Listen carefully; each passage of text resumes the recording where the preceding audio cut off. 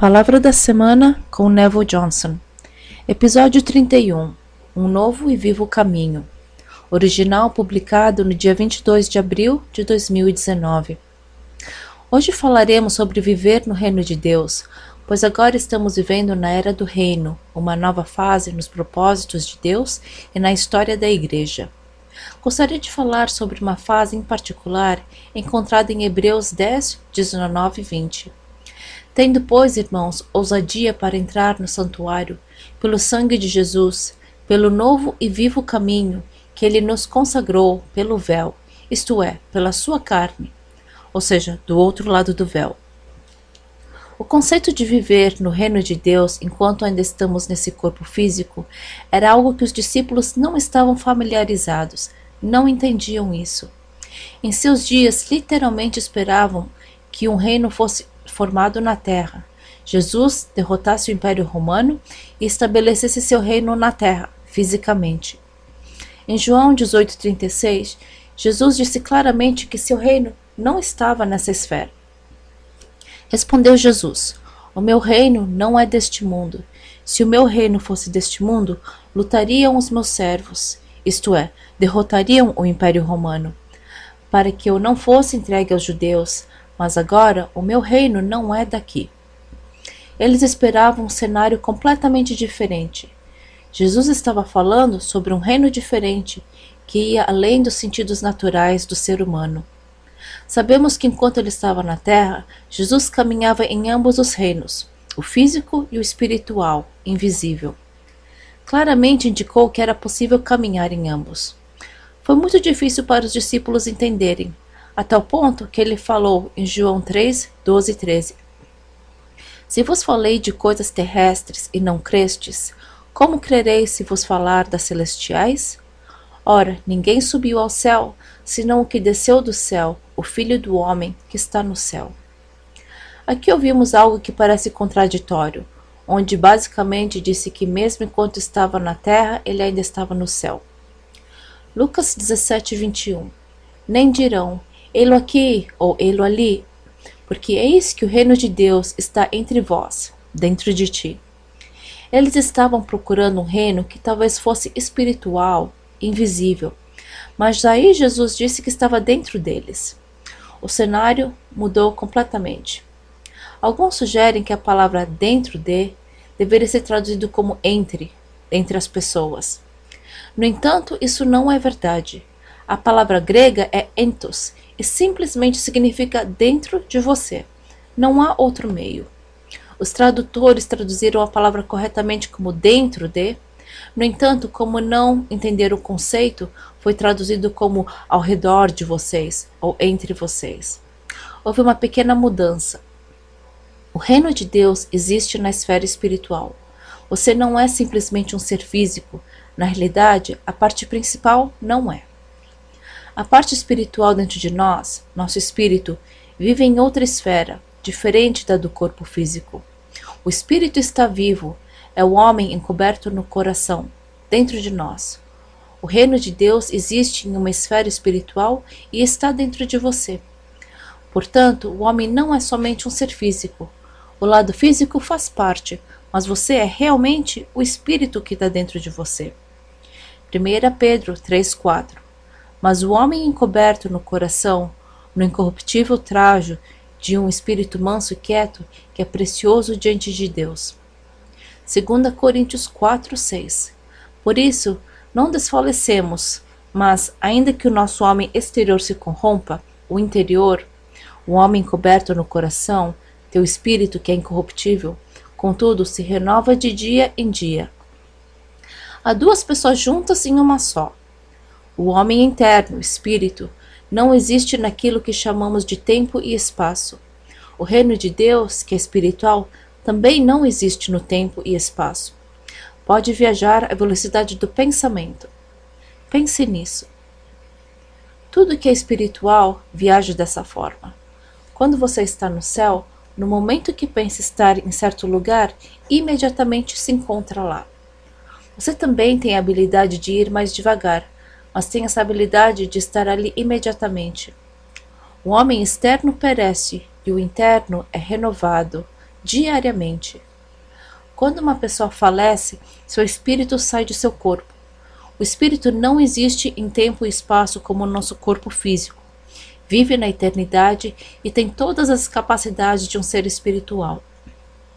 Quando o espírito deixa o corpo falecido, ele é uma pessoa completa, muito mais superior do que teu corpo físico. Ele é completo, mas em forma de espírito. Quando ele sai do corpo físico, pode ver tudo no mundo espiritual claramente, anjos, demônios, tudo. No entanto, quando o espírito está dentro da pessoa viva, há um véu.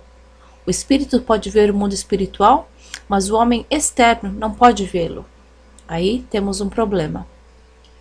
Somos tão dominados por nossos corpos físicos, os 5 sentidos, olfato, visão, paladar, tato e audição, e a mente natural, que a Bíblia diz que é inimiga de Deus, que não enxergamos na outra esfera, não percebemos o que nosso espírito está notando. Não sei se isso frustra o nosso espírito, mas não podemos ver o que ele vê. Como podemos nos fundir com o nosso espírito a fim de notarmos o que ele percebe? Como viver em ambos os reinos, como Jesus, enquanto ainda habitamos na terra? A nós foi dito para virmos diante do trono de Deus com nossas petições. Como fazer isso? Viver no reino requer que tenhamos acesso a ambos os reinos, o espiritual e o terreno. Hebreus 4,16.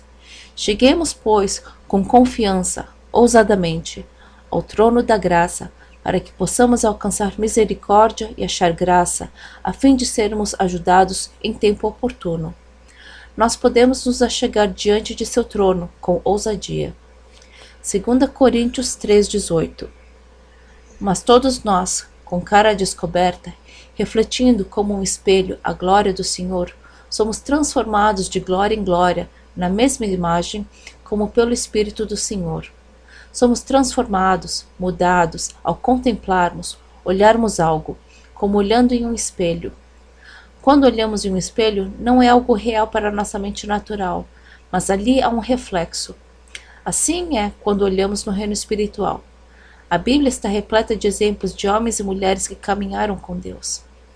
Eles estão ali para o nosso exemplo, para nos mostrar que aquilo que eles fizeram, nós também podemos.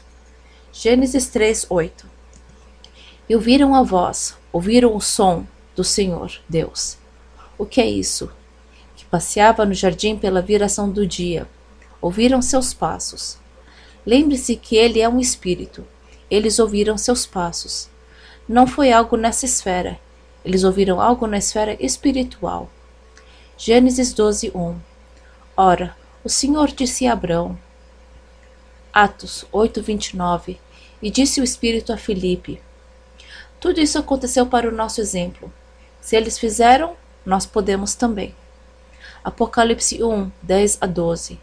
Eu fui arrebatado em espírito no dia do Senhor, e ouvi de trás de mim uma grande voz, como de trombeta, que dizia: O que vês, escreve-o num livro e enviai-o às 7 igrejas. E virei-me para ver quem falava comigo. E virando-me, vi 7 castiçais de ouro. Notamos que houve um processo. Eu lhe ouvi uma voz e se voltou para ela. Quando ele fez isso, o reino do Espírito se abriu. Houve uma ação que criou uma reação. Uma ação abriu a esfera. Eu fui arrebatado em espírito no dia do Senhor e ouvi de trás de mim uma grande voz. E virei-me para ver quem falava comigo. E virando-me, vi 7 castiçais de ouro. E no meio dos 7 castiçais, um semelhante ao Filho do Homem. Êxodos 33:11. E falava o Senhor a Moisés face a face. Isso aconteceu no Antigo Testamento. Atos 8:40. E Filipe se achou em Azoto, e indo passando, anunciava o evangelho em todas as cidades, até que chegou a Cesareia. Filipe foi trasladado para uma cidade distante na velocidade de um pensamento. Ele foi para uma cidade que estava bem distante de onde se encontrava, instantaneamente. Esse é o reino do Espírito, o reino de Deus que está dentro de você. Enoque andava com Deus e foi transportado. A Bíblia nos diz que é possível experimentar os poderes da era vindoura e caminhar neles. Hebreus 6:5. E provaram a boa palavra de Deus e as virtudes do século futuro. Descartamos todas essas coisas, dizendo que foi mencionada na Bíblia algo completamente sobrenatural, que não acontece atualmente. Todas essas coisas aconteceram para o nosso exemplo, para que possamos fazer a mesma coisa. O problema é que no passado, quando os mestres, teólogos explicavam algo, jogavam as coisas para a esfera do espírito, espiritualizavam as coisas, dizendo que não era real para nós, nesse reino físico. Hebreus 4,16 nos diz que podemos nos achegar diante do trono de Deus quando quisermos. No entanto, temos aprendido que isso não é literal, pois você não pode ir ao céu. A Bíblia não diz que não é literal, simplesmente declara. O que você crê? A Bíblia? O apóstolo Paulo foi um homem tremendamente bem educado, muitíssimo inteligente, foi um dos fariseus. Ele se deu conta de que a verdade só vem através de revelação. Quando compreendeu isso, sua vida inteira começou a mudar. Ele tinha passado por todos os rituais. Filipenses 3, 5-8. Circundado ao 8º dia, da linhagem de Israel, da tribo de Benjamim, hebreu de hebreus, ou seja, ele realmente era um judeu que seguia a lei. Segundo a lei, fui fariseu, isto é, verdadeiro observador da lei. Segundo o zelo, perseguidor da igreja. Segundo a justiça que é na lei, irrepreensível. Mas o que para mim era ganho, ou seja, o que me foi ensinado, o que aprendi, reputei-o perda, pela excelência do conhecimento de Cristo. E na verdade, tenho também por perda todas as coisas, pela excelência do conhecimento de Cristo Jesus, meu Senhor. Diz que toda essa educação recebida não o ajudou em seu caminhar com o Senhor e a entender as Escrituras. Em outra ocasião, sob a inspiração do Espírito Santo, disse: porquanto a inclinação da carne é inimizade contra Deus, pois não é sujeita à lei de Deus, nem, em verdade, o pode ser. Portanto, os que estão na carne não podem agradar a Deus. Romanos 8, 7 e 8. Aqui lemos que aqueles que vivem e operam no reino natural não podem agradá-lo. A palavra grega para inimizade é erthra, que significa em oposição a Deus. Muitas coisas que aprendemos vieram da mente natural, como você não pode fazer isso, ou talvez só possa fazer isso quando estiver no céu. Ao fazermos isso, espiritualizamos um versículo bíblico e mudamos seu significado literal. Aqui, Paulo não estava falando uma parábola, mas era real. João 15,14 diz que o Senhor quer se tornar nosso amigo. Vós sereis meus amigos se fizerdes o que vos mando. Já vos não chamarei servos, porque o servo não sabe o que faz o seu senhor, mas tenho-vos chamado amigos, porque tudo quanto ouvi de meu Pai, vos tenho feito conhecer. Como nos tornamos amigo de um espírito invisível? Como se tornar amigo de alguém que não se pode ver? Paulo falou isso claramente. 2 Coríntios 4,18. Não atentando nós nas coisas que se veem, mas nas que se não veem, porque as que se veem são temporais.